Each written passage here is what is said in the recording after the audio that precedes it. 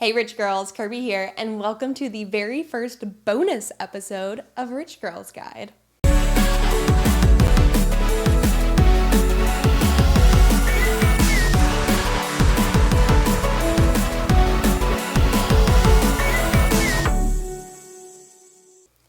All right, I actually received 2 questions about backdoor Roth IRAs, and due to the nuance of the topic, I wanted to dedicate something more permanent than just a comment on YouTube that could get lost in the shuffle. But there's not really enough meat here for like a whole episode, so today is our very first bonus episode, just a nice little shorty. We'll keep it short, sweet, and to the point. Before we dive in, I want to say a huge thank you for tuning in today. If you find this information helpful and want to support me so that I can make more content for you, please follow wherever you are tuning in right now. And a super quick reminder that you can view these in video format on YouTube and Spotify. Please note, this is not financial advice. This is simply my opinion and should be used for entertainment purposes only. Okay, let's start with the basics. What is a backdoor Roth contribution? This is a method, sometimes referred to as a loophole, used by people who are not eligible to contribute directly to a Roth IRA, to still put money away in a Roth IRA. I know that probably did not make a whole lot of sense, so let me explain. In order to directly contribute money into a Roth IRA, you have to meet certain income criteria. And just to let you know, I'm going to be using 2023 figures in this episode.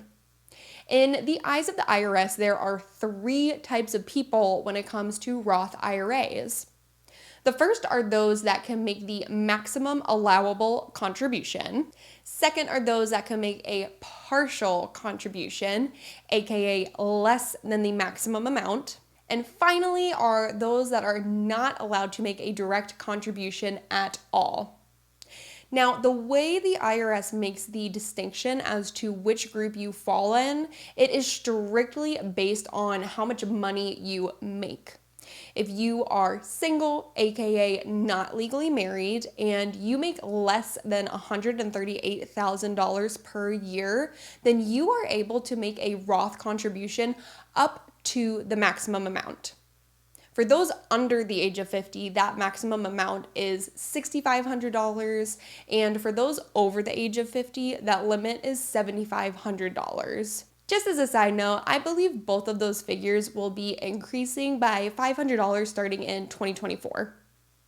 Now, if you are legally married, then you will need to make less than $218,000 collectively in order to fully max out your Roth IRAs.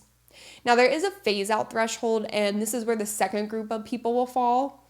If you are single and you make more than $138,000 per year, but less than $153,000, then you can make what is called a partial contribution into a Roth IRA. A partial contribution just means you cannot max out your contribution. How much can you contribute then? That's a great question that not many people know the answer to. Essentially, within this phase-out range, so between the $138,000 and the $153,000 for all my single ladies, the closer you get that higher income amount, the less you can contribute. The closer you get to that lower income amount, the more you can contribute. The exact dollar amount you are able to contribute depends on your modified adjusted gross income, otherwise known as MAGI. Not to be confused with another acronym that is close to that one. Now, we are not going to go over how to back into that figure because honestly, I think it's a waste of time. All you really need to know is that you are not typically going to find out what that exact figure is until you go to file your taxes. I will drop a link from Investopedia that really goes into how to calculate MAGI in the description for those of you who are intrigued. Now, I am personally not a huge fan of utilizing partial contributions. For starters, you typically need to hire a CPA to come up with that figure for you. or you are just relying on your tax software to tell you the exact partial contribution amount that you're allowed to make, which just makes me... Here's the thing, if you or your CPA or your tax software are incorrect and you accidentally over contribute to your Roth IRA, you are now going to incur an annual 6% penalty on that excess amount every single year. Compound growth, baby. My 2 cents, if you are in the phase out range or you think you might be cutting it close to that phase out range, just use the backdoor method, which I will explain in just a second. Our final group of people who cannot make any contributions at all are those that make over the phase out threshold. So for my single ladies, that'll be the $153,000. And for my married friends, it'll be $228,000. So think of it this way. Below the phase out threshold, you can max out your Roth IRA. If you're in between the phase out threshold, you can make a partial contribution. And if you're above the phase out threshold, you cannot make any direct contributions. Now, how exactly does one make a backdoor Roth contribution? For starters, you do not need a special Roth IRA or a separate Roth IRA. You just need a run-of-the-mill, normal Roth IRA. So if you already have one, fabulous, you can just use that. If you do not already have one but would like to utilize this backdoor method, you can just open a normal Roth IRA at any financial institution. Next, you will need a non-deductible traditional IRA. Now, this is where you need to be careful. As far as I know, you cannot actually designate a traditional IRA as being non-deductible.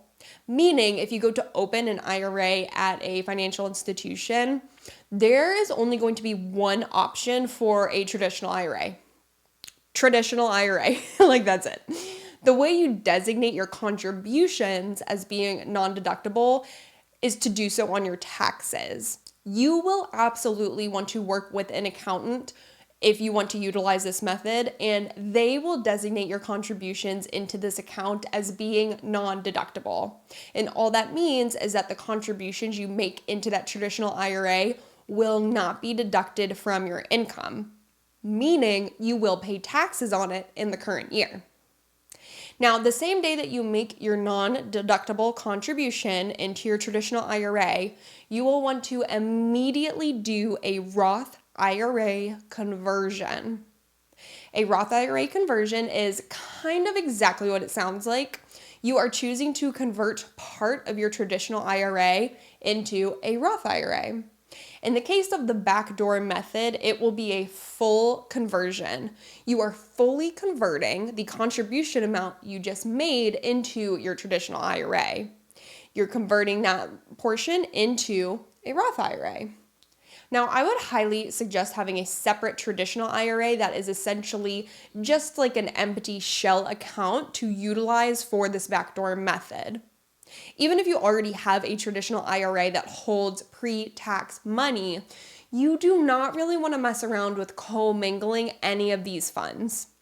The Roth IRA, on the other hand, can absolutely have commingled funds from direct contributions or from backdoor contributions. Essentially, once the funds are in a Roth IRA, they are not leaving until you take a distribution. You've already paid the taxes on it, so there's really no reason to separate them out. The traditional IRA, on the other hand, has the potential to get messy. So I would just make a separate account for those backdoor contributions. Now, who exactly should utilize this method? Obviously, anyone with income over the phase-out threshold will need to, and I would recommend those within the phase-out threshold to consider the backdoor method as well. The real question here is if you fall into either of those categories and have a choice between the backdoor method or just making a normal deductible contribution into a traditional IRA, because you cannot max out both, which one should you choose? This is not financial advice. This is just my opinion. Personally, I think if you fall into the higher income category, you are probably less likely to have money already set aside in a Roth IRA. I'm just assuming that most of your money is probably put away pre-tax because you are already in a higher tax bracket. You want the tax write-off. If you already work with a CPA, they probably want you to have a tax write-off. And let's be honest, it's just easier. If that is the case, and you have little to no Roth money, I would really think about this backdoor method.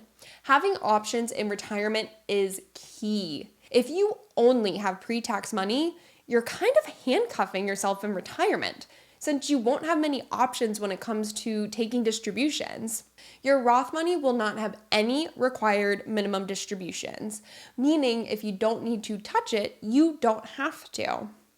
That can just be passed along tax-free to your beneficiaries at death, if you so choose.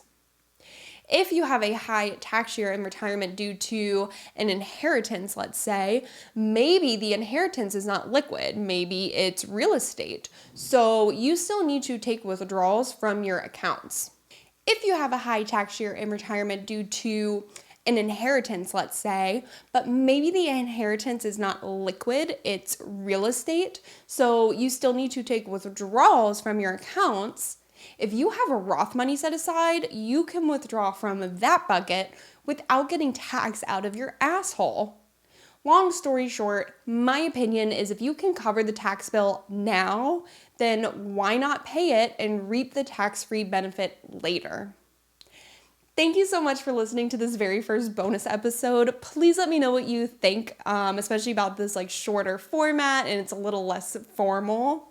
Are there any other smaller topics or niche questions that you have that you would like me to cover? Let me know. If you know someone who could use a kick in the pants, please feel free to send them this episode. If you have any questions, you can comment on YouTube, and if you want your question to be featured on an upcoming episode, ask away at the link in the description. Keep it rich and see you next Monday.